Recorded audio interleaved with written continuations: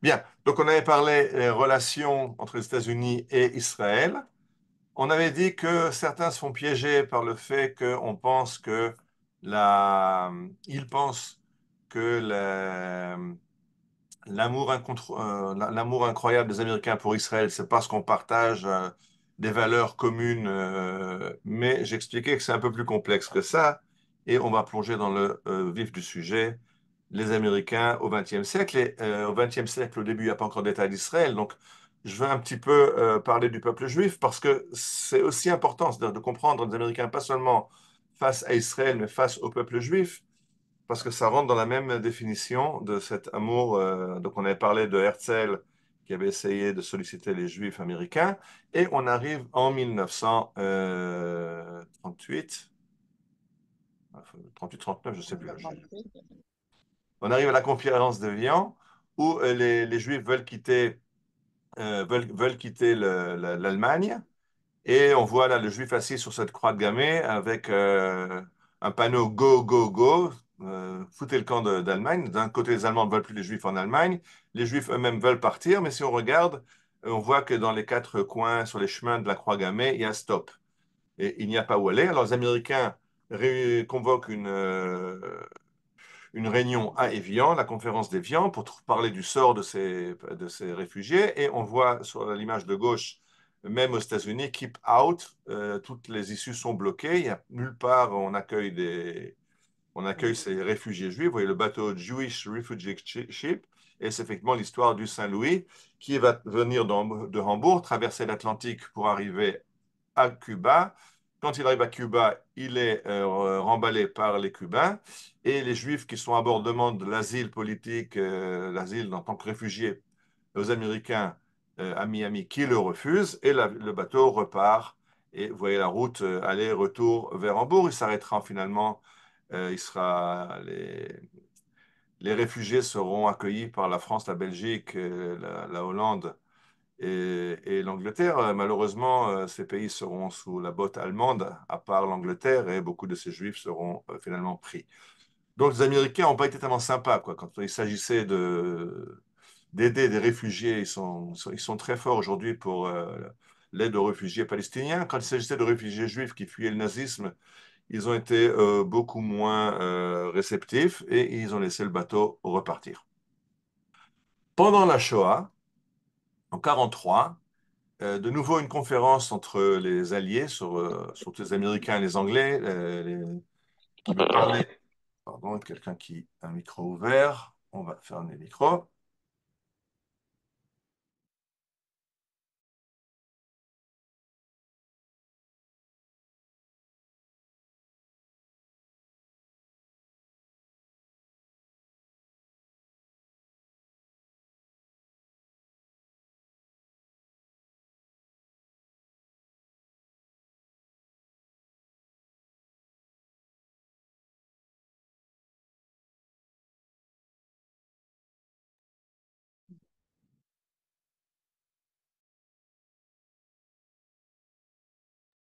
Je m'excuse, j'ai coupé mon propre micro et on repart. Donc, dans cette conférence des Bermudes, il faut comprendre que organiser une évacuation des Juifs des territoires occupés par l'Allemagne pour les amener dans un havre de sécurité, ce serait stupide et criminel regard à l'effort de guerre. Il faut se concentrer sur le fait de vaincre l'Allemagne et pas utiliser des bateaux pour sauver des Juifs.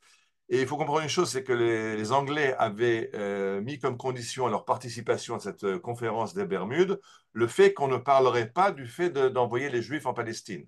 Ça, on est prêt à discuter que faire des réfugiés juifs, des Juifs massacrés en Europe, mais à une condition, c'est qu'on ne parle pas de la seule solution qui serait la vraie solution, c'est de l'envoyer en Palestine.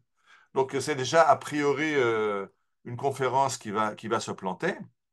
Et si on regarde effectivement dans un très bon livre de Salomon Azoulay, L'hypocrisie des nations, il appelle ça la mascarade des Bermudes. Et dans cette conclusion des Bermudes, regarde ça, l'attention des gouvernements des Alliés a été attirée par le nombreux rapports correspondants d'Europe indiquant que les autorités allemandes, non contentes de refuser de personnes d'origine juive de tout le territoire d'Europe sur lequel les droits de l'homme et les plus élémentaires étaient en train de réaliser l'intention fréquemment répétée par l'aide d'exterminer les juifs d'Europe. Les gouvernements alliés condamnent dans les termes les plus énergiques possibles cette bestiale politique d'incarcération sans pitié et prendront des mesures pratiques et nécessaires afin de garantir que les responsables de ces crimes soient châtiés. C'est-à-dire qu'on ne va rien faire pour sauver les juifs, mais on s'engage à une chose. Une fois que les juifs auront été massacrés, alors on ira punir les nazis. C'est la seule aide. Pas d'aider les juifs, mais de punir les nazis après. Ça, c'était la conférence des Bermudes. Donc les Américains, très sympathiques, mais il faut comprendre que leur politique face au peuple juif est pour le moins problématique. Ils n'ont pas bombardé Auschwitz, je continue. Et on arrive au 29 novembre 1947, quand l'ONU va décider du plan de partage de la Palestine. Et là, maintenant, on revient les États-Unis et l'État d'Israël. Et tout le monde se rappelle que les Américains vont soutenir le plan de partage qui va donner un État aux Juifs. On se rappelle un petit peu moins deux choses. D'abord, qu'en janvier 1948, c'est-à-dire quelques semaines après le 29 novembre, après le plan de partage, les Américains font marche arrière et décident d'abandonner le projet de partition et de ne pas le soutenir. Et donc le mouvement sioniste va rapidement chercher un pote au président Truman qui s'appelle Eddie Jacobson. On le met sur le premier train en partance. Il arrive rencontrer son pote Truman et lui dit, s'il te plaît, rencontre Chaim Weizmann, c'est un gars super. Et effectivement, Truman va être subjugué par Weizmann et va dire, OK, on va soutenir le projet d'un État juif. Et donc le 18 mars, Truman refait marche arrière et décide de soutenir le processus. Et le lendemain, le département d'État, c'est-à-dire les affaires étrangères américaines, décide de refaire marche arrière. Donc, euh, les Américains ont soutenu, dessoutenu, ressoutenu, redessoutenu. Ils n'ont pas été très positifs dans leur volonté d'aider à la création d'État Israël. Vous voyez à droite le communiqué, le télégramme qui est envoyé vers les ambassades américaines au Caire, à Alexandrie, à Bagdad, à Jérusalem, à Haïfa, à Beyrouth, les ambassades, les consulats, pour dire on va apparemment reconnaître l'État d'Israël de facto. On n'était pas pour, mais on va le reconnaître quand Ben Gurion va annoncer la création de l'État d'Israël. Donc, préparez-vous à ça. Donc, c'est plus forcé que par volonté. La grande amitié, les valeurs communes, n'est-ce pas? Ça n'a pas empêché les Américains d'abandonner les Juifs dans la Shoah. Ça ne les abandonne pas de ne pas soutenir le projet du plan de partage. Une fois que c'est un fait accompli, que ce plan de partage est passé et que Ben Gurion va proclamer l'État d'Israël, alors les États-Unis reconnaissent l'État d'Israël. Reconnaissent l'État d'Israël, ça ne veut pas dire qu'ils vont l'aider. Et vous voyez un film, A Wing and a Prayer, qui raconte l'histoire de l'embargo que les Américains mettent sur les armes à destination d'Israël et que Israël a acheté des armes, puisqu'on sort d'un mandat britannique, on a quelques mitraillettes, quelques fusils, mais on n'a pas d'armes lourdes, on n'a pas d'artillerie, on n'a pas de blindés, on n'a pas d'aviation. Tout ça, c'est sur les marchés, puisqu'on est après la Seconde Guerre mondiale et qu'il y a énormément de surplus.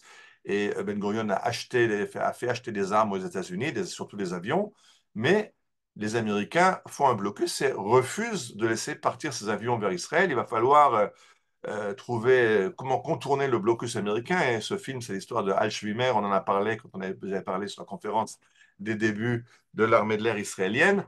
Le fait que le gars va créer des compagnies de cinéma fantoches qui vont partir à travers le Brésil, le Maroc, Rome. Et finalement, pendant la trêve de juin 48, on va même arriver à faire échapper deux forteresses volantes, des B-17, des bombardiers américains, qu'on arrive à faire quitter les États-Unis. Et eux vont être importants pour bombarder le Caire, Beyrouth et encore d'autres cibles de choix à la guerre d'indépendance. Mais c'était à la barbe des États-Unis. Les États-Unis n'ont pas voulu fournir des armes à Israël dans sa guerre de survie. Il s'agit d'une survie. Euh, bien. Alors, la prochaine étape va être en 1956, la campagne du Sinaï. La campagne du Sinaï, Mifsa Kadesh en hébreu, où les Anglais et les Français veulent reprendre le contrôle du canal de Suez nationalisé par Nasser. Et donc, comme ils peuvent difficilement attaquer un pays du tiers-monde en pleine décolonisation, ils demandent à Israël de créer le casus belli. Israël va annoncer qu'on en a marre des infiltrations de Fedayeen, des attaques de Fedayeen sur notre territoire, et donc on va attaquer l'Égypte, on va prendre le Sinaï, et quand on arrivera jusqu'au canal de Suez, les Anglais et les Français vont sauter en parachute et reprendre le contrôle du canal de Suez. Israël va remplir sa part du contrat. Vous voyez la carte en 3 jours, Israël a pris tout le Sinaï et d'ailleurs la bande de Gaza. Et les Français sautent en parachute sur Port Saïd. Et les Américains réagissent très vite avec les Russes et forcent les belligérants à revenir sur les cases départ. Donc ils vont forcer les Français et les Anglais de retourner dans leur pénate et Israël de revenir sur la ligne d'armistice de 1949 et donc de perdre Gaza et le Sinaï qu'Israël avait pris. C'est d'ailleurs le début de la grande amitié entre Israël et la France. Quand on va parler après des armes françaises, des Mirages, des Mirages, des avions Mirage, des chars AMX de la guerre des 6 jours, ça vient de cette époque-là, quand Israël avait dit aux Français et aux Anglais, d'accord, nous on va attaquer conjointement avec vous, mais on n'a pas d'armement moderne, et alors la France va commencer à fournir les ouragans, les mystères, et plus tard les mirages, et va armer Israël. Mais de nouveau, les Américains ont fait perdre à Israël le bénéfice de cette campagne en nous forçant à revenir sur les cases départ, et je dis toujours pas d'aide américaine, l'aide, elle vient de la France, pas du tout des Américains. Quand c'est que les Américains vont nous aider, ils vont commencer à nous aider en 1969, c'est-à-dire après l'embargo de la France, quand De Gaulle met l'embargo sur les armes à destination d'Israël. Là, Nixon va nous fournir des avions, des Fantômes surtout, un très bon avion, m'a dit un copain pilote qui a volé sur Phantom. Mais avec l'armement arrivent les restrictions et les conditions. Par exemple, en 1960, d'abord, les Américains et les Soviétiques essaient de concocter un plan, le plan Rogers, pour une stabilité au Moyen-Orient dans le cadre de la guerre froide. Et un, une des volontés des Américains, c'est de forcer Israël à revenir à la case départ d'avant la guerre des 6 jours, de perdre tous les acquis de la guerre des 6 jours, la Judée-Samarie, le Golan, le Sinaï. Finalement, ce plan va être abandonné parce que l'Égypte le rejette, Israël d'ailleurs aussi. Mais il faut se rappeler que déjà donc en 69, en recevant de l'arme américaine, les Américains essaient de nous faire perdre tous les bénéfices, tous les acquis de la guerre des 6 jours. Et beaucoup plus grave, quand les Russes vont fournir, puisque les Américains fournissent Israël, les Russes vont fournir les Arabes pour garder un équilibre de la terreur, ils vont fournir des missiles sol-air pour protéger les Égyptiens de ces avions fournis à Israël. Quand ils mettent ces missiles sur le bord du canal de Suez, Israël veut intervenir pour détruire ces bases de missiles, pour que les missiles repartent en arrière, pour qu'au moins la frontière soit accessible à l'aviation israélienne. Les Américains refusent. Ils disent, les avions, on vous a fourni, vous n'attaquez pas maintenant les Égyptiens pour ne pas faire dégénérer le conflit en un conflit mondial. Et donc, on a déjà reçu des avions. Nous, on ne peut pas détruire ces batteries sol-air, ce qui va créer la catastrophe de la guerre du Kippour. La catastrophe de la guerre du Kippour, c'est que quand on va être attaqué par surprise ou moins par surprise, ça de nouveau, c'est comme maintenant l'histoire du 7 octobre. Qu'est-ce qu'on savait, qu'est-ce qu'on ne savait pas quand on va être donc attaqué par l'Égypte et par la Syrie, Israël va réagir comme on sait réagir, c'est-à-dire en envoyant l'armée de l'air pour contenir l'ennemi sur la frontière en attendant de rappeler les réservistes. Mais comme il y a des missiles sur la frontière, un tiers de l'armée de l'air va être détruit dans les 2 premiers jours des combats. Donc c'était un prix qu'on a payé à cause de l'aide américaine qui est venue avec un diktat, vous ne touchez pas aux bases de missiles égyptiennes.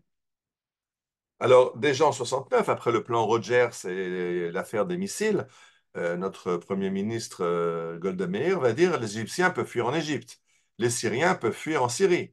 Le seul endroit où nous pouvons fuir, c'est la mer. Mais avant cela, nous nous battrons. C'est-à-dire qu'Israël n'est pas dans la même condition que les Syriens et les Égyptiens.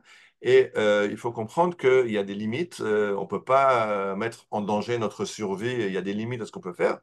Je rappelle que les Américains qui nous conseillent actuellement comment combattre contre le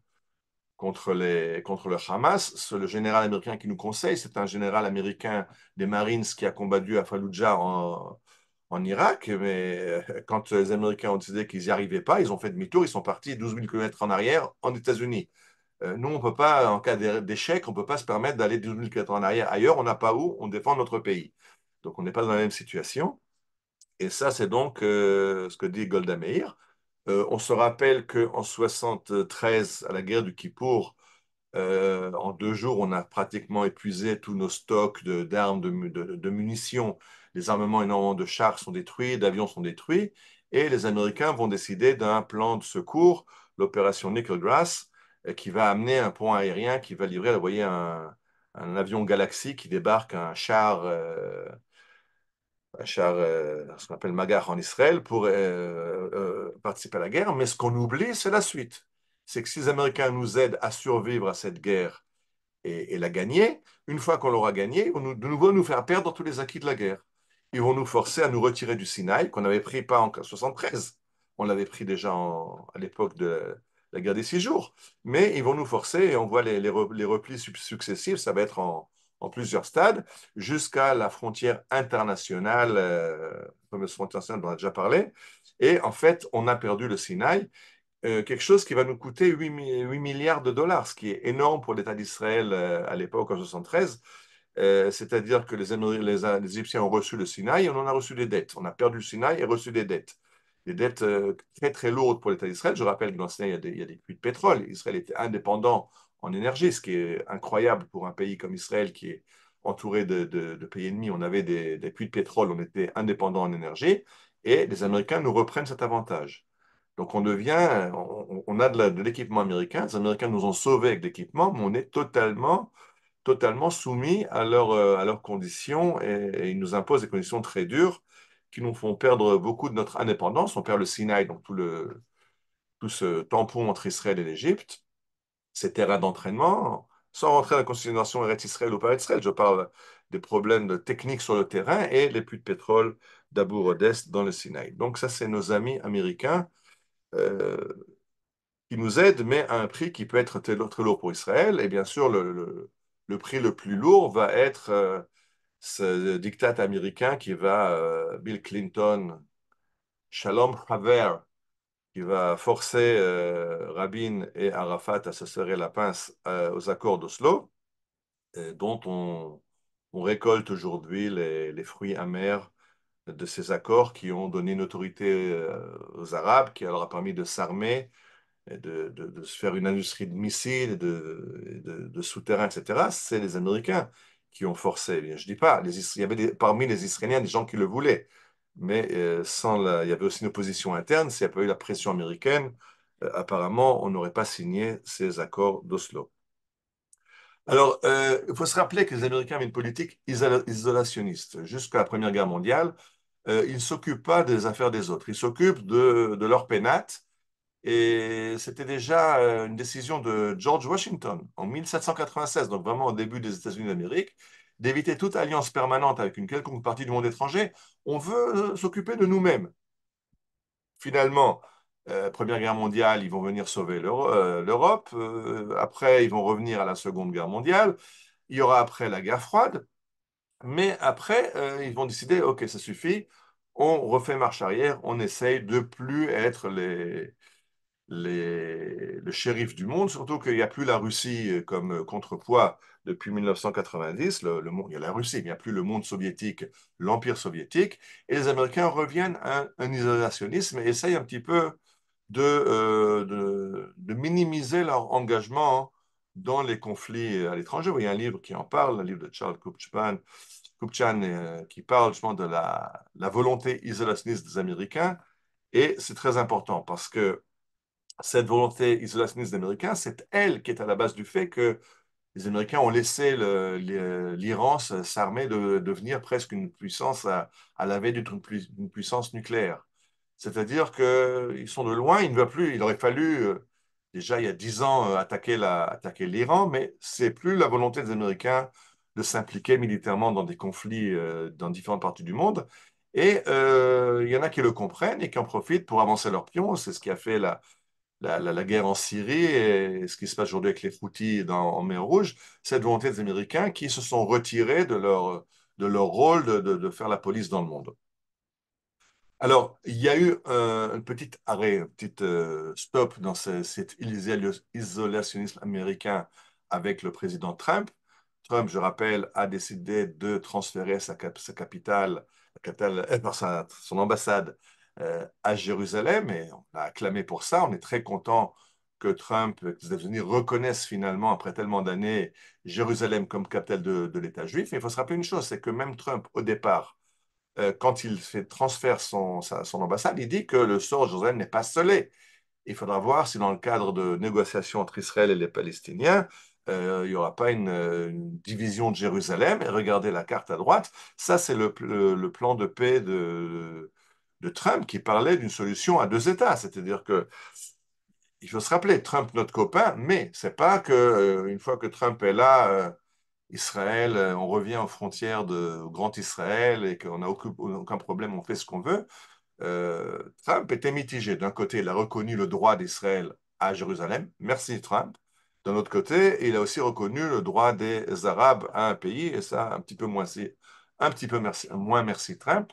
Donc, on est dans une situation un petit peu complexe, mais bien sûr, c'était mieux que le gouvernement démocratique qu'on a aujourd'hui, avec lequel on doit se mesurer.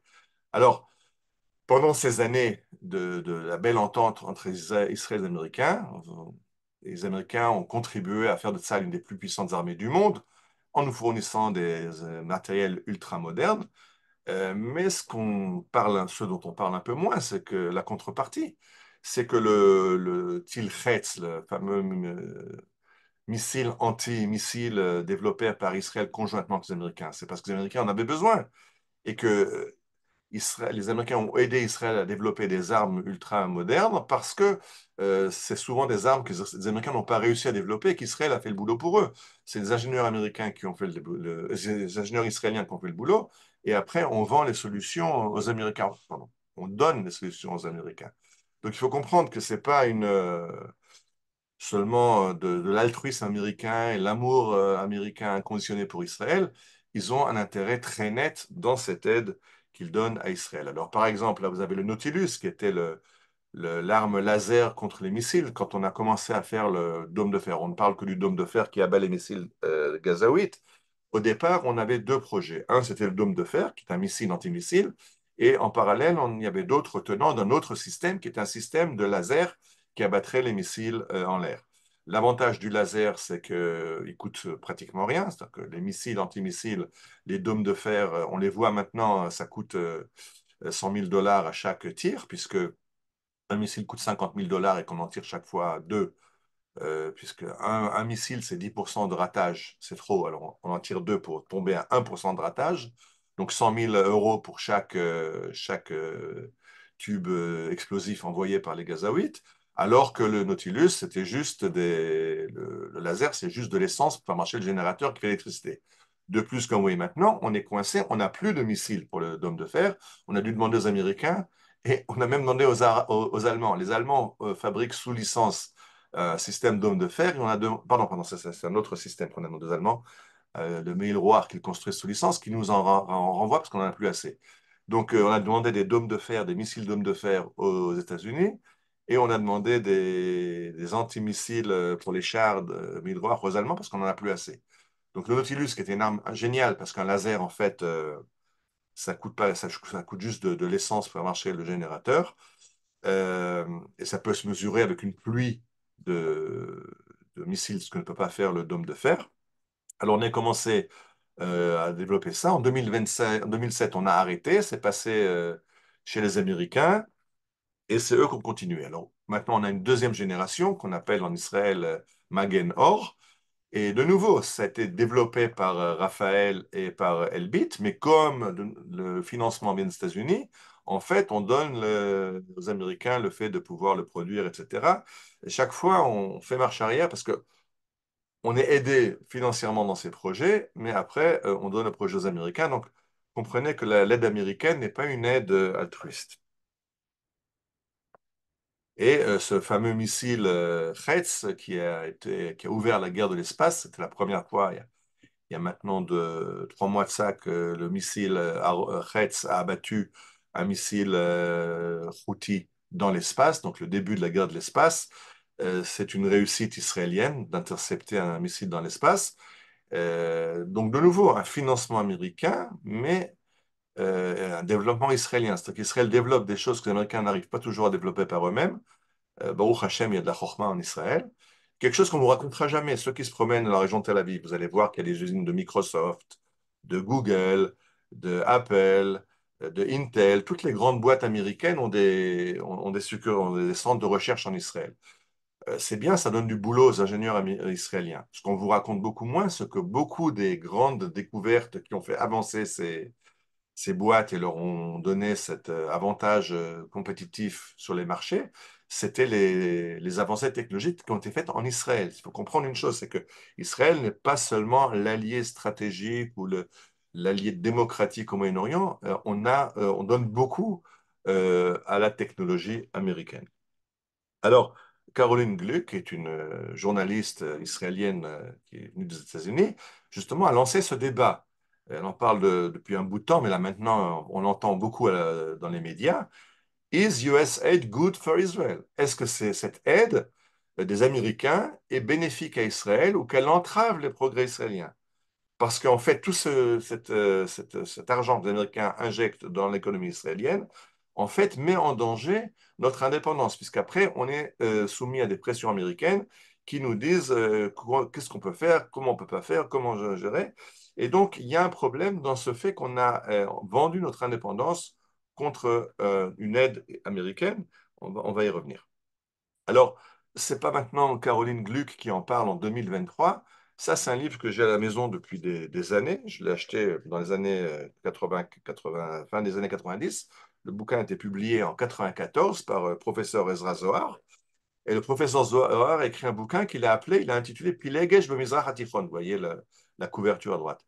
Une Pilegesh, c'est en français, une concubine au Moyen-Orient, et vous avez la postface du côté gauche, où Ezra Zohar explique que la politique américaine a toujours entravé le développement et l'indépendance d'Israël. Alors, voilà, les Américains, Pogat, Bekviut, Binteresim Israélim, font un tort énorme aux intérêts israéliens. Depuis leur essai d'empêcher la création de l'État d'Israël en 1948, je dis que les Américains ne voulaient pas soutenir le plan de partage, et jusqu'à l'embargo sur les armes en 1956, l'affaire de Suez, quand c'est les Français qui vont armer Israël. פועלת להקטנת שטחה של ישראל, elle essaie tout le temps de rétrécir l'État. Je vous explique qu'après la guerre des 6 jours, le plan Rogers de nous faire revenir aux frontières de 48, 49. Après la guerre du Kippour, ils nous ont forcé à perdre le Sinaï. C'est encore avant les accords de paix avec l'Égypte. Les accords de paix avec l'Égypte, ça va être la finale où on va perdre tout le Sinaï. Mais on avait déjà perdu la moitié du Sinaï, c'est-à-dire l'accès sur le canal de Suez et les puits de pétrole, déjà en 75, un an quelques après la guerre. Euh, L'Amérique vole à Israël les fruits de ses victoires militaires, exploite Israël dans son aide militaire parce qu'en fait, les Américains reçoivent beaucoup plus d'Israël que ce qu'ils donnent à Israël. Je vais tout de suite développer cet argument. Affaiblit les industries militaires israéliennes. On le voit maintenant quand on est entièrement dépendant, qu'on n'a plus de munitions, on manque d'obus d'artillerie, on manque de balles, etc., et qu'on est entièrement tributaire des Américains. Donc, les Américains ont un rapport problématique avec Israël. Alors, je commence par quelque chose qui est absolument pas important, mais qui donne l'état d'esprit. Dans les années 90, Tsahal a changé ses uniformes. Vous voyez, les nouveaux uniformes de parade. Dans le temps, il y avait un seul uniforme dans l'armée, il y avait l'uniforme de sortie. Après, on a fait un uniforme pour les soldats de carrière. Mais comme on reçoit de l'aide américaine, mais il faut comprendre que l'aide américaine, ce n'est pas de l'argent. Ce n'est pas qu'Israël reçoit 3 milliards de dollars et qu'on fait ce qu'on veut avec l'argent. En fait, c'est un bon d'achat aux États-Unis. C'est-à-dire que les États-Unis sont un pays ultralibéral, c'est-à-dire qu'ils n'ont pas le droit de subventionner leur propre industrie. Vous savez qu'en Europe, en France, on subventionne des choses qui ne sont pas rentables. On subventionne l'agriculture parce qu'on veut manger. on subventionne les industries militaires parce qu'elles ne sont pas toujours rentables, mais les pays veulent s'armer, donc ils subventionnent leurs industries. Les Américains ne peuvent pas subventionner, c'est interdit par la loi en Amérique. Donc ils contournent le système. Qu'est-ce qu'ils font? Ils donnent des bons d'achat à des pays clients, comme par exemple Israël, mais avec ces bons d'achat, on est obligé d'acheter américains. Donc au lieu de donner 2 milliards de dollars de subventions à Lockheed Martin qui fait des avions, des F-35 et des F-16, on va donner ces 2 milliards à Israël et on va dire à Israël, ben, avec cet argent, achetez des avions chez Lockheed Martin. Donc c'est la façon de faire passer l'argent dans le marché américain sans enfreindre la loi américaine. Il faut le comprendre. Euh, Parce que souvent, pour acheter des choses moins chères sur les marchés internationaux, des produits moins chers, ou même les fabriquer en Israël, mais quand on a de l'argent, un bon d'achat, ben vous utilisez votre bon d'achat. Et donc, alors, ce qui s'est passé, c'est que Israël veut faire des nouveaux uniformes. OK, mais comme on a un bon d'achat américain, ben on va acheter des uniformes à crédit chez l'oncle Sam. Et donc, vous voyez à gauche un extrait de journal une discussion à la Knesset de Yair Tzaban. דיון בכנסת, התוכנית צה"ל לייבא מדים, מאות יאבדו מקומות עבודה. C'était la fin des industries vestimentaires en Israël. Toutes ces industries qui fabriquaient les uniformes pour salles ont fermé leurs portes. Bon, je ne sais pas, il faut pleurer ou pas pleurer. Il vaut mieux faire du high-tech que du low-tech, mais comprendre le prix. Avoir acheté ces uniformes aux États-Unis a fait fermer toute l'industrie vestimentaire en Israël. D'ailleurs, juste pour la blague, moi j'étais à l'époque, c'est pas une blague, mais pour rigoler un petit peu, parce que ce que je dis c'est un peu lourd, alors on va quand même raconter une anecdote un petit peu rigolote. Et j'étais officier de carrière, donc je devais recevoir ces nouveaux uniformes qui nous ont été promis pour une certaine date. Et la date arrive, est dépassée, on ne reçoit pas les uniformes. Je vais demander qu'est-ce qui se passe, pourquoi on n'a pas les nouveaux uniformes. Et on me dit, on les a commandés aux États-Unis. Je dis oui, et alors? Mais on leur a envoyé les patrons. Qu'est-ce qu'on voulait, la forme, la découpe des uniformes, les mesures, on leur a tout envoyé. Mais nous, on travaille en centimètres, eux, ils travaillent en inch.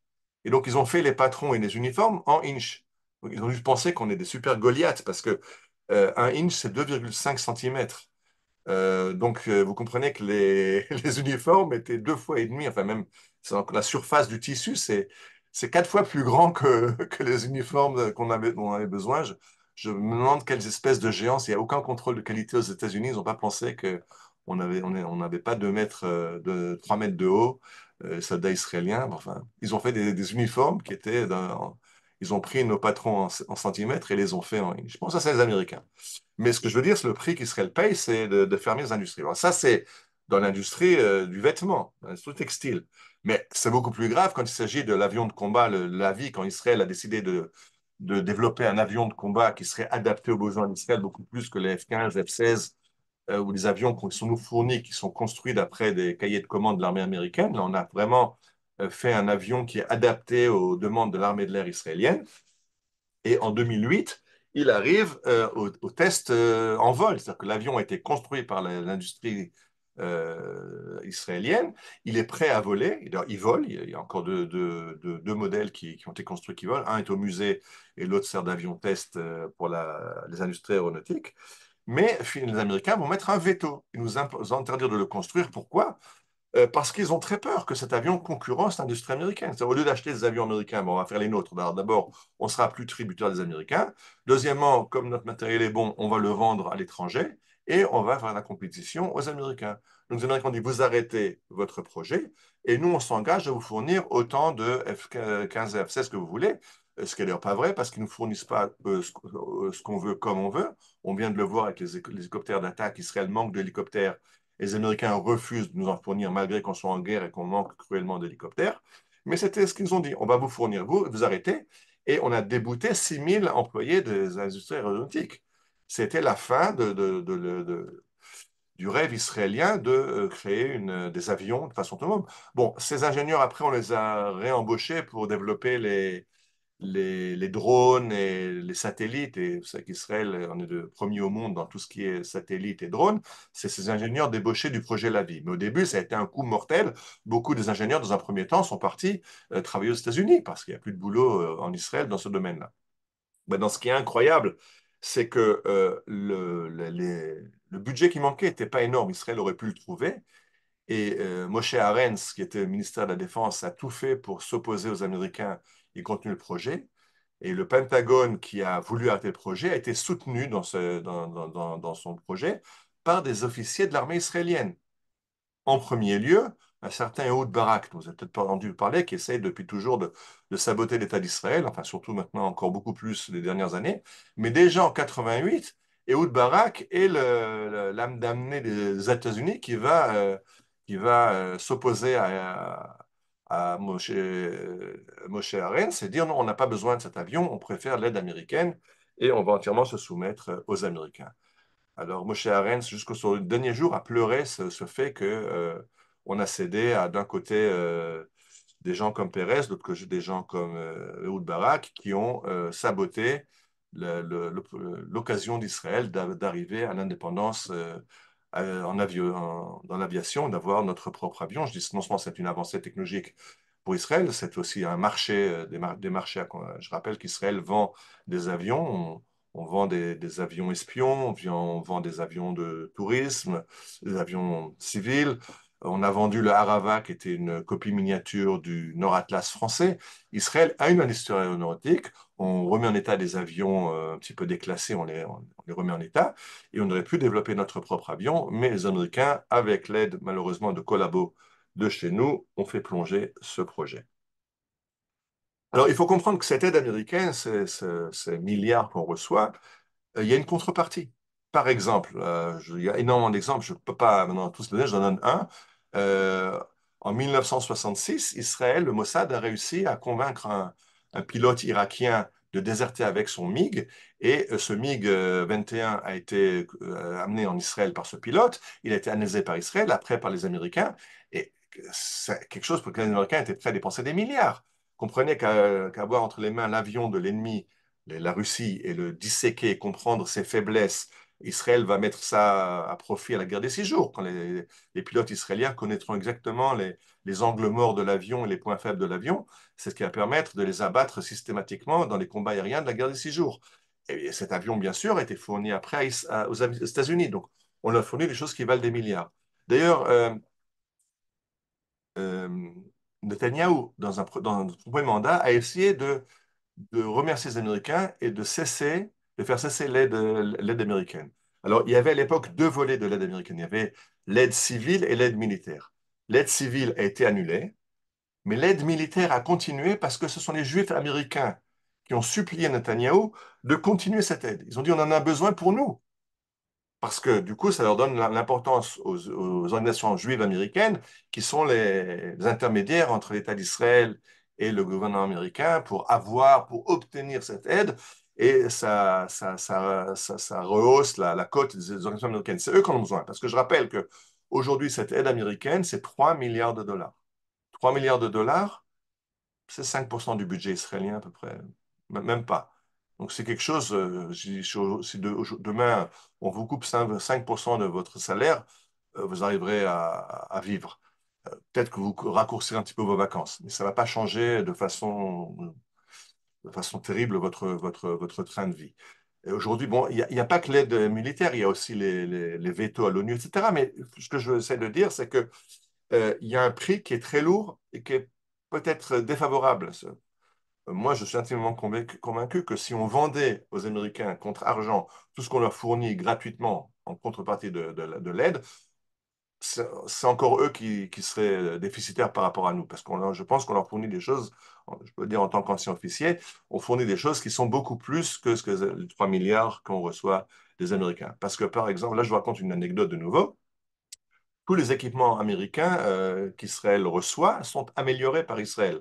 Même le M16, le fusil d'assaut M16, a été, ce que vous voyez devant vous, c'est pas la version américaine. On reçoit un M16 américain et on le transforme en un M16 amélioré par Israël. Et de nouveau, une anecdote, quand j'étais jeune officier, donc j'étais juste dans mon premier poste à l'armée, j'étais fraîchement émoulu de l'école d'officier, donc pas d'expérience militaire, j'étais fraîchement émoulu du Technion, donc pas d'expérience professionnelle, je suis un jeune officier ingénieur, et j'ai un gars, un Américain, qui me téléphone tous les jours pour que je prenne un certain matériel qu'il avait en stock et il venait de développer, il voulait que je le teste. Et au bout de quelques jours, j'en ai marre. Donc, je vais chez un copain un peu plus ancien que moi. Je dis, mais qu'est-ce que ce gars-là me court après? Il me dit, Ariel, tu ne comprends pas. Si tu prends son équipement et que tu le testes, et qu'il peut marquer testé par l'armée israélienne, il doublera ses ventes. Si jamais tu te, tu es convaincu qu'il est bon pour Israël et tu l'achètes, et qu'il peut marquer acheté et utilisé par Israël, il décuple les ventes. Israël aujourd'hui, c'est le label de qualité de l'équipement américain. Les Américains vendent dans le monde parce qu'un un pays, n'importe quel bidon, on va dire, si c'est utilisé par Israël, c'est que c'est bon. Et donc, en fait, on booste les ventes des Américains. Ça aussi, ça vaut des milliards. Les- toutes les grandes compagnies, une grande partie de leur budget va dans le marketing. Or, le marketing américain aujourd'hui, c'est de dire testé par Israël, utilisé par Israël, ou encore mieux, amélioré par Israël. Puisque, bien sûr, quand on améliore le matériel, on leur donne après les améliorations qu'on a apportées à l'équipement, on le file au constructeur qui l'inclut et qu'il fait en série. Donc, c'est des choses qui valent des milliards, beaucoup plus que les 3 milliards qu'Israël reçoit des États-Unis. Alors, peut-être l'aide la plus substantielle, mais ça, bien sûr, personne n'a entendu parler, c'était l'opération Opéra. C'est quand Israël a attaqué le, le- le- l'usine atomique irakienne aux Irak, fournie par la France, et qu'on a fait ça avec des avions américains. Alors, les Américains étaient entièrement contre le fait qu'on utilise de l'équipement américain pour attaquer le réacteur nucléaire irakien. Euh, mais à l'époque, on a la chance d'avoir Menachem Begin qui n'a pas demandé l'autorisation américaine. Il a mis les Américains devant le fait accompli. Il a envoyé les avions attaquer le centrale atomique, la détruire. Et puis après, on s'est fait engueuler par les Américains, on s'est fait déchirer à l'ONU. Mais c'était fait, on avait détruit le réacteur au Irak. Ce qu'on ne nous raconte pas, c'est que en 1991, il y aura la guerre du Golfe. Et dans la guerre du Golfe, les Américains vont monter une coalition mondiale pour attaquer l'Irak et sauver le Koweït. Imaginez ce qu'aurait été la guerre du Golfe en 91 si l'Irak avait disposé d'une arme atomique. Ah, ça aurait peut-être à la partie de plaisir que les Américains ont livrée en 1991. Mais ça, après, ils sont venus en chuchotant nous dire merci. Mais à l'époque, ils nous avaient tapé dessus. Il faut comprendre, c'est quelque chose d'énorme. Imaginez, Israël a détruit le réacteur atomique qui a permis après aux Américains d'intervenir dans la première guerre du Golfe, dans la seconde guerre en Irak, sans que l'Irak ne soit un pays atomique. Combien les Américains ont été prêts à payer pour ça? Sans réfléchir, 100 milliards. C'est combien? C'est 30 années d'aide militaire américaine. Alors, en Israël, on est content. Là, j'ai pris ça d'un site internet, Kikar Shabbat, qui est un site Haredi, qui pavoise juste au début de la guerre actuelle. Maintenant, on arrive sur notre histoire à Gaza. Tout content, comme beaucoup d'Israéliens, les Américains ont envoyé un porte-avions en Méditerranée au large des côtes d'Israël pour nous soutenir en cas d'attaque du Hezbollah. Si maintenant on se bat contre le Hamas, mais le Hezbollah attaque, ben, les Américains ont une base flottante juste à côté. Ils attendront le Hezbollah. Euh, Est-ce que c'était la raison? Ou est-ce que ce porte-avions était pour dire aux Israéliens, attention, faites gaffe, si vous faites plus que ce qu'on permet, on a des avions aussi contre vous. C'était une arme à double tranchant. C'est peut-être une arme de dissuasion contre le Hezbollah, c'est aussi une arme de dissuasion contre Israël. On va tout de suite y revenir. D'ailleurs, c'est intéressant parce que les Américains ont toujours appelé dans leur politique, je ne sais plus quel était le président, c'était Reagan ou Ford, qui avait dit qu'Israël, c'est un porte-avions américain incoulable. En fait, l'Amérique a des porte-avions dans le monde entier pour être des bases avancées américaines en mer de Chine ou ailleurs, là où ils veulent être prêts à intervenir. Et au Moyen-Orient, ils ont un porte-avions qui ne peut pas être coulé, c'est l'État d'Israël. Donc, ils comprennent très bien aussi la valeur stratégique d'un allié au Moyen-Orient. Donc, il y a tout ce qu'Israël leur donne, plus la valeur stratégique d'avoir un allié au Moyen-Orient. C'est des choses qui sont une valeur incalculable. Donc, ne pas se tromper, cette aide qui nous met en situation, on est les pauvres indigents aidés par les Américains, non, on donne aux Américains énormément en contrepartie. Mais eux amènent donc ce porte-avions et juste après arrive Biden en visite en Israël. Je rappelle que Biden est tellement anti-Bibi qu'il ne va pas inviter. Bon, c'est aussi les anti-bibistes israéliens qui ont convaincu Biden, il n'a pas besoin de beaucoup pour se convaincre, de ne pas l'inviter à Washington. Mais dès que Netanyahou déclare la guerre à Gaza, alors Biden se précipite ici pour dire à Netanyahou, on va vous aider. Mais attention, vous ne faites que ce qu'on vous permet de faire.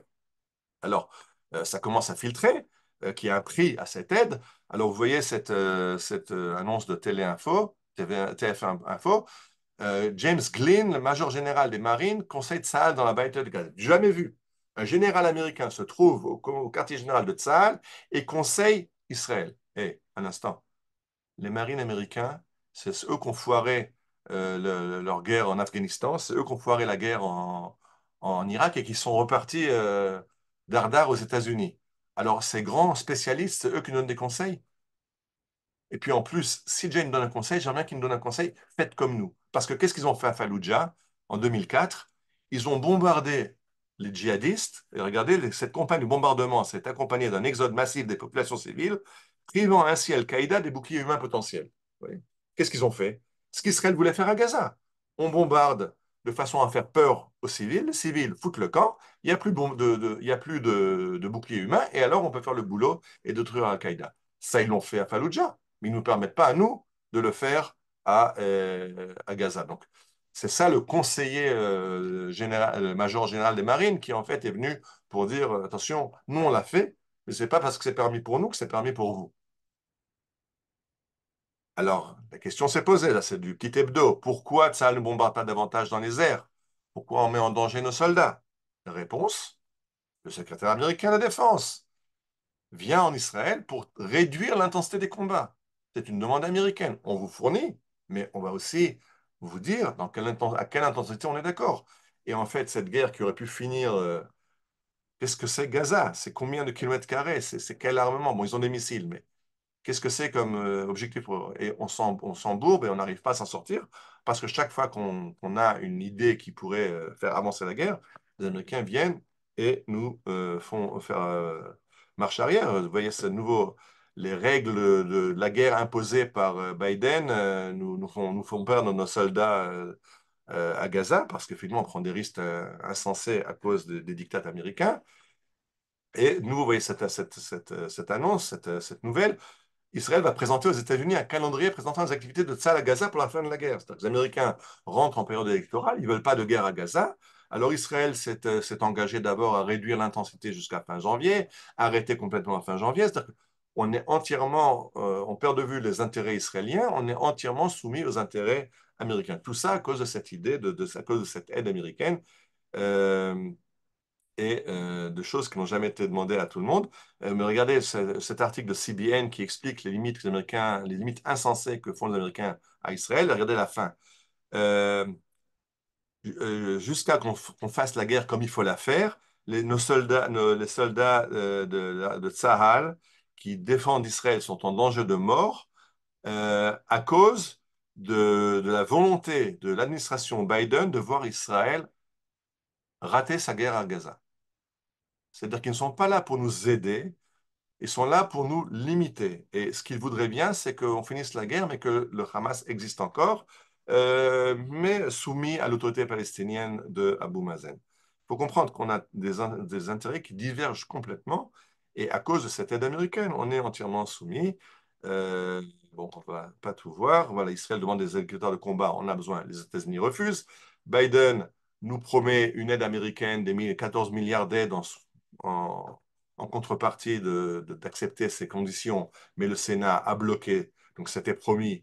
Nous, on a tenu notre engagement, on a limité nos frappes, mais l'argent n'arrive pas parce que le Sénat l'a bloqué. Euh, et alors le final, ça c'est l'apothéose. Biden demande à Netanyahu de changer son gouvernement. Moi, je ne veux pas un gouvernement avec des Smotrich, des Ben-Gvir. Moi, je veux que des gauchistes qui vont accepter après de donner la solution à deux États, etc. C'est quoi ça? Ça, c'est un allié stratégique. Change ton gouvernement. Tout le gouvernement ne me plaît pas. Bon, je vous pose la même chose. Hein. Le gouvernement Biden ne nous plaît pas. On veut changer le gouvernement américain. Imaginez qu'on le dise. Et maintenant, je reviens au pire ennemi. Alors, si vous avez compris ce que j'essaie de vous raconter maintenant, c'est que les Américains sont problématiques par rapport à la politique israélienne, à l'indépendance d'Israël. Alors, qui sont les pires des pires? Ben, comme toujours, les Juifs. Un Juif américain. Alors, ça commence, je vous ramène à la conférence de la semaine, il y a 2 semaines où j'ai parlé des consuls américains, des diplomates américains. J'ai parlé de Oscar Strauss. J'arrive à un autre livre qui a été publié par le journaliste Matidan, qui s'appelle Kesef Tmurat Dam, de l'argent contre le sang.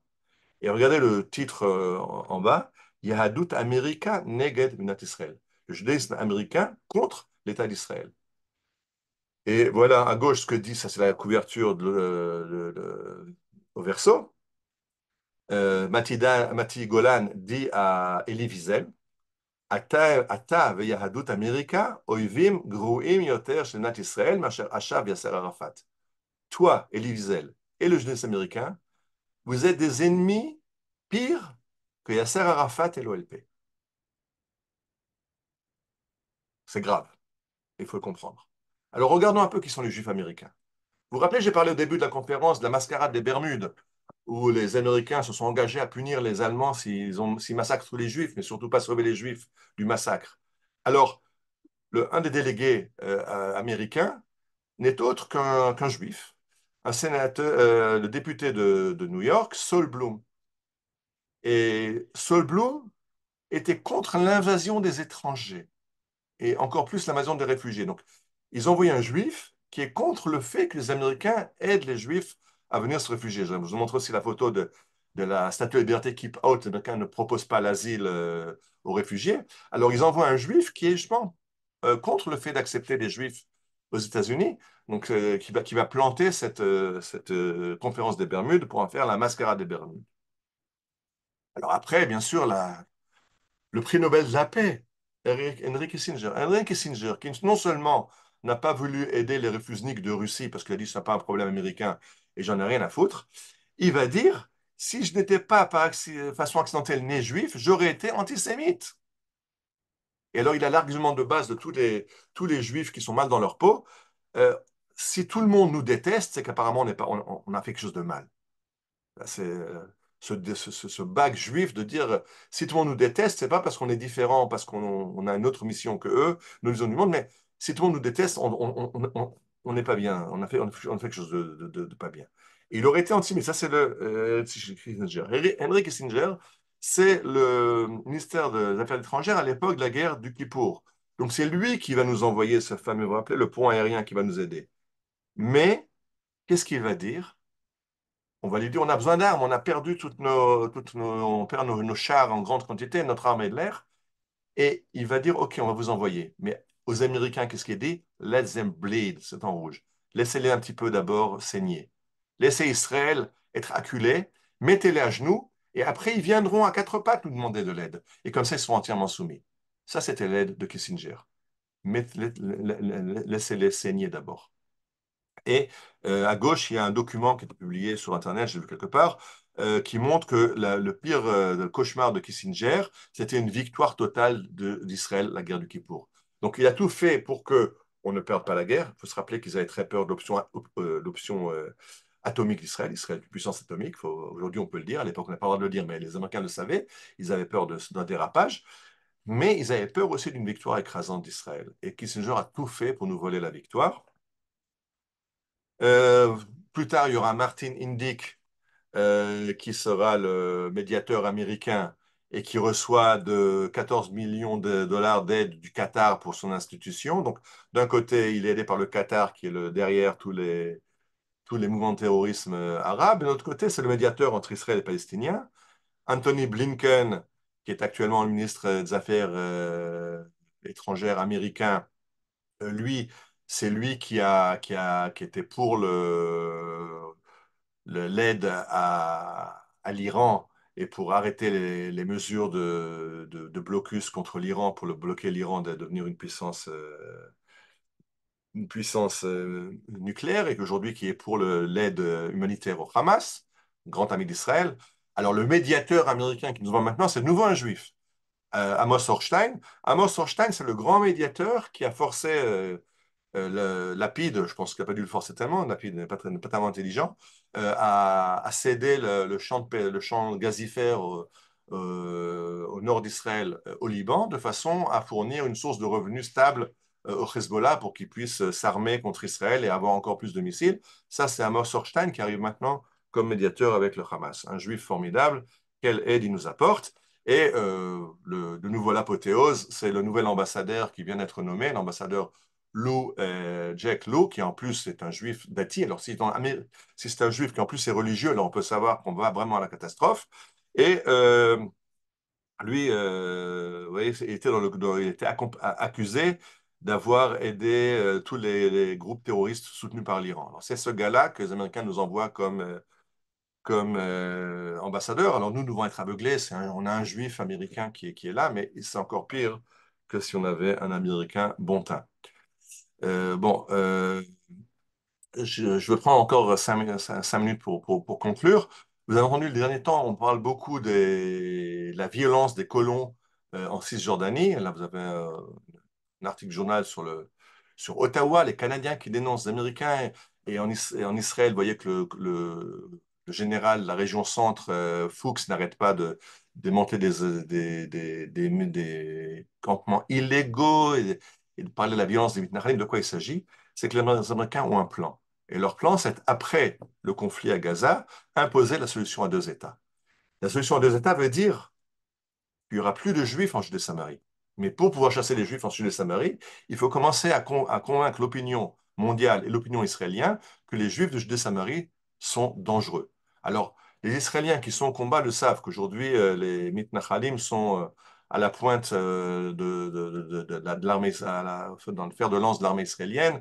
Malheureusement, 45% des soldats qui tombent sont des soldats qui viennent de la Tzimut Datit, mais on n'arrête pas de nous asséner que la Tzimut Datit, les Smotrich, les Ben Gvir, les Mitnachalim sont dangereux pour Israël parce que les Américains rêvent qu'à la fin, ils arrivent de la même façon qu'ils nous ont fait quitter Gaza, qu'ils nous fassent quitter le Judée-Samarie pour faire une solution à deux États. Il ne faut pas l'oublier, c'est à ça que les Américains poussent. Et c'est pour ça que c'est dangereux. Alors, que peut-on faire? On est soumis à eux. J'expliquais qu'on est entièrement dépendant de l'américaine. J'expliquais deux choses. D'abord, j'expliquais qu'Israël donne beaucoup plus aux Américains que ce qu'on reçoit. Donc, il faut commencer à changer entièrement notre façon de réfléchir et se libérer de cette tutelle américaine en, en se libérant de cette tutelle américaine. Ah, ça, c'est sur la guerre mondiale qui est à la porte, mais ça, je ne vais pas en parler maintenant. Euh, alors, comment réagir? Alors, je dis, quand terminé, on est dans Midrashet Yehuda, que la Haftara qu'on lit à Shabbat Shuvah. Shabbat Shuvah, c'est le Shabbat entre Rosh Hashanah et Yom Kippour. Donc, on veut parler de Teshuvah. Et on lit un chapitre des prophéties de Hoshéa qui nous parle de la Teshuvah. Shuvah Israël, Ad Adonai Elohecha ki chashalta bavonecha. Repens-toi Israël, reviens vers Dieu parce que tu t'es enlisé dans tes fautes. Et c'est quoi les fautes dans lesquelles Israël s'est enlisé? Mais il suffit de lire la suite. Ashur lo yoshienu, el sus non nirkav, velo nomar od Eloheinu l'maseh yadenu, asher becha yerucham yatom. Hoshéa nous dit pas, vous avez fait revenez vers Dieu parce que vous faites pas Shabbat. Revenez vers Dieu parce que vous mangez pas kasher. Non, revenez vers Dieu parce que vous êtes entièrement subjugué par les superpuissances, par l'Égypte et la Syrie. Ashur lo yoshienu, ce n'est pas Ashur qui nous sauvera. Al-Sus lor nirkav, on ne chevauchera pas des chevaux de combat. À l'époque, les chevaux de combat étaient un pur produit égyptien. Il fallait être copain avec l'Égypte, allié avec l'Égypte, pour recevoir des chars de combat. Alors, Rashi nous explique, Ashur lo yashenu od zot amrul lefananu lo nevakesh od ezrat adam. On ne demandera plus l'aide humaine. L'homme est Ashur, l'homme Mitzrayim. C'est ça le Shuvah Israël, la Teshuvah qu'il faut faire à Yom Kippour. Ce qu'on lit à Yom Kippour comme Teshuvah, c'est s'affranchir de de ce joug des nations qu'on prend volontairement de notre propre gré. Et ça, c'est qui kashalta bavonecha, c'est la faute que Dieu reproche à Israël. Musique, je n'ai plus le temps. J'ai amené un tas de versets de d'autres textes du Tanakh. Dans le livre de Shmuel, déjà, on voit à l'époque de Shaoul, le travail du fer est un monopole des Philistins. Et donc, quand il y a la guerre entre Israël et les Philistins, ils ont des armes de fer, nous on a des armes de bronze. Une épée de bronze comme une épée de fer, ça ne fonctionne pas. Et donc, on pourrait croire on est foutu parce qu'on n'a pas la technologie de pointe, des armes de pointe. Et Jonathan va dire à son écuyer, qui aime l'Adonai ma'atzor loshia, berav obimat. La victoire ne vient pas de la force des armes, elle vient de l'aide de Dieu. Et Dieu n'est pas limité par la force des armes. On peut voir à gauche, dans cette prophétie de Yeshayahu, de Ganot Yalaïr Azot, l'Oshia, que Dieu promet de protéger Jérusalem, et il y aura une épidémie dans le camp de Achour qui va détruire l'armée assyrienne sans que ne soit tirée une seule flèche par les Assyriens. On voit la prophétie d'Élisha qui voit des chariots de feu et l'armée de Aram est frappée de cécité et se rend au prophète. Donc, il y a il y a d'autres façons je dis pas, on va pas se baser uniquement sur les miracles, mais on va faire ce qu'on a à faire et après Dieu nous aidera. Mais on peut pas, si on pense tout le temps que notre seul soutien, notre seule chance c'est l'Égypte, on va se planter. Et dans ce chapitre de Yecheskel qui est en bas à droite, il y a une prophétie d'Aber, Vamarta ko amar Adonai Elohim, ineni alecha paro melech Mitzrayim. Dieu est fâché à mort contre Israël et il annonce la destruction de l'Égypte. Pourquoi? Regardez la justification. Veyad ou kol yoshve Mitzrayim, qui a ni Adonai, yan heyota mishenet kanel levet Israël. Moi, Dieu, je vais détruire l'Égypte pour que l'Égypte comprenne que c'est moi qui gère le monde et pas eux qui se portent comme un roseau sur lequel s'appuie Israël. Israël croit s'appuyer sur un chêne, mais en fait, Israël s'appuie sur un roseau que je vais plier et que je vais détruire. Alors, changer les termes, changer Ashur, Mitzrayim par USA of America, et je pense que vous pouvez comprendre. Et si ces textes ont été écrits, je rappelle que la Gemara nous dit que tous les textes prophétiques dans le Tanakh ont été écrits parce qu'ils sont applicables à leur époque et à la nôtre. Autrement, ils n'auraient pas été écrits. Il y a beaucoup de prophéties qui n'ont pas été dans le Tanakh, mais c'est quelque chose qui s'applique à notre époque. Je rappelle que les explorateurs s'étaient vus comme des, des sauterelles aux yeux des Cananéens et le Rav Shaul Israeli, dans un shiur à la yeshiva, avait dit Ze haya achet, habitul atzmi, choser ha'aracha shel sgulatiyut israélite. La faute des explorateurs n'est pas d'avoir dit du mal du pays d'Israël, mais la faute avait été de ne pas être conscient de la grandeur de ce qu'est le peuple d'Israël. Alors il faut en être conscient. Tout le monde se rappelle cette photo qui a fait la une de cet officier qui est dans la Torah avec son couteau de commando. J'en ai déjà parlé dans une autre conférence. Et il faut se rappeler une chose, ça c'est du côté, bon, pour quelqu'un qui est un petit peu moins dans le Tanakh, qui n'a pas une confiance entière dans le fait que c'est Dieu qui va nous sauver de cette histoire, donne-nous quand même quelque chose de matériel, qu'est-ce qui se passe? Alors regardez cet article que j'ai trouvé dans la presse, Atassia Avirit, égale 6 Azmanot, et 21 milliards de dollars. Il y a un record des ventes de l'industrie aéronautique, alors que maintenant, quand le monde entier voit les dômes de fer et les missiles Hetz et Roi qui bloque les missiles qui attaquent les tanks, etc. Le monde entier fait des commandes en Israël. Il y a 21 milliards de dollars de commandes dans la Tassia Avirit israélienne. Comprenez, 21 milliards. Là, l'aide américaine, c'est 3 milliards qui nous fait plonger. Rien que maintenant, il y a 21 milliards qui attendent, sans tout le reste qu'on pourrait développer et vendre si juste on s'y intéressait. Je rappelle ce que j'ai dit aussi en filigrane, qu'il ne faut pas oublier qu'Israël est une puissance euh, atomique. Dans le temps, on ne voulait pas dire, aujourd'hui on le dit. C'est pas que je dis qu'il faut attaquer avec une arme atomique. Mais je dis qu'il faut comprendre qu'Israël a une force. C'est pas que ces Américains ne nous aident pas, demain on est détruit. Il faut se rappeler qu'ils nous aident aussi parce qu'ils savent que si Israël est acculé, il y a cette option. Je ne dis pas qu'il faut l'employer, c'est une arme de dissuasion. Mais il faut comprendre la force d'Israël. Donc il y a une force d'Israël qui est une force morale, il y a une force qui est la force que Dieu ramène Israël parce qu'il a un plan de ramener Israël dans son état, sur sa terre. Et je pense je suis intimement convaincu qu'un des buts de cette guerre, c'est de ramener aussi les exilés, parce qu'on voit maintenant que la situation pour les Juifs devient intenable, que ce soit en France, aux États-Unis, et que ça va faire accélérer ce retour. Alors, voilà, les deux buts que moi je vois dans cette guerre de Gaza, c'est de se libérer de la tutelle américaine, de redevenir un peuple Poter Ba'Hashem, avec une indépendance économique, comme on la voit déjà dans les nouvelles, et avec un retour des Juifs qui rentrent à la maison. Voilà pour cette conférence aujourd'hui. Quelque chose de plus léger que ces conférences un peu, mais il faut les faire parce qu'il faut la presse ne veut pas en parler parce qu'on n'arrête pas de nous bourrer le crâne, qu'on est obligé d'accepter cette aide, qu'on est limité par cette aide. Il faut comprendre que moi déjà, quand je finis pour ceux qui sont encore là, une petite anecdote, je ne sais plus si je l'ai raconté l'autre fois dans la première conférence. À l'époque où j'étais officier ingénieur, j'avais été en mission aux États-Unis parce qu'on avait un petit différend avec les Américains. Et donc, on avait quelques réunions au Capitole avec des diplomates, des sénateurs américains et avec des fonctionnaires de différents ministères. Et puis dans une réunion, il y a un fonctionnaire américain qui me dit, Ariel, je te cerne pas, mais tu es différent des... Bon, j'étais dans le cadre d'une mission, on était quatre officiers. Et le gars me dit, Ariel, je ne sais pas, mais tu es différent des autres. J'arrive pas à comprendre. Moi, je dis, ben, je vais t'expliquer, c'est très simple à comprendre. Euh, vous êtes la plus grande puissance mondiale. C'est parce que Dieu vous a donné cette puissance et donc on vous respecte parce que pour être la plus grande puissance mondiale. Vous nous aidez, donc en plus, non seulement on vous respecte, mais on vous aime et c'est très bien. Mais des grandes puissances, des superpuissances mondiales, nous, on est un peuple très ancien. On a connu les Égyptiens, les Babyloniens, les Perses, les Grecs, les Romains. On a vu énormément de puissances et tous ont disparu à un stade ou l'autre de l'histoire. Alors, dans un siècle, je ne sais pas où vous serez. Je sais où nous, on sera. Nous, on sera encore là. Le gars m'a regardé, il a manqué de faire une crise d'apoplexie.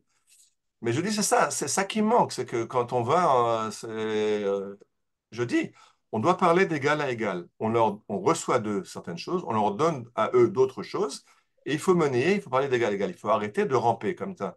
Dans cette vision des explorateurs, on était comme des sauterelles devant les Cananéens. Non, on n'est pas des sauterelles, on est Israël, et Israël, c'est le nom d'Israël, je rappelle, nous a été donné à Jacob quand il s'est battu avec un ange, qui lui a dit qu'il s'arrêta Im Elohim, Vim Anashim, Vatuchal. Tu t'appelles Israël parce qu'Israël, c'est celui qui lutte avec les hommes et avec Dieu. Bon, alors, c'est un peu complexe, mais il faut comprendre la grandeur d'Israël. Et tant qu'on ne comprend pas cette grandeur, et je pense que cette guerre, elle est là pour nous rappeler ça. Parce que c'est ça qui est à la source. Ce qu'il faut nous rappeler, c'est qui on est. Et ça, on est petit à petit peut-être en train de commencer à le comprendre.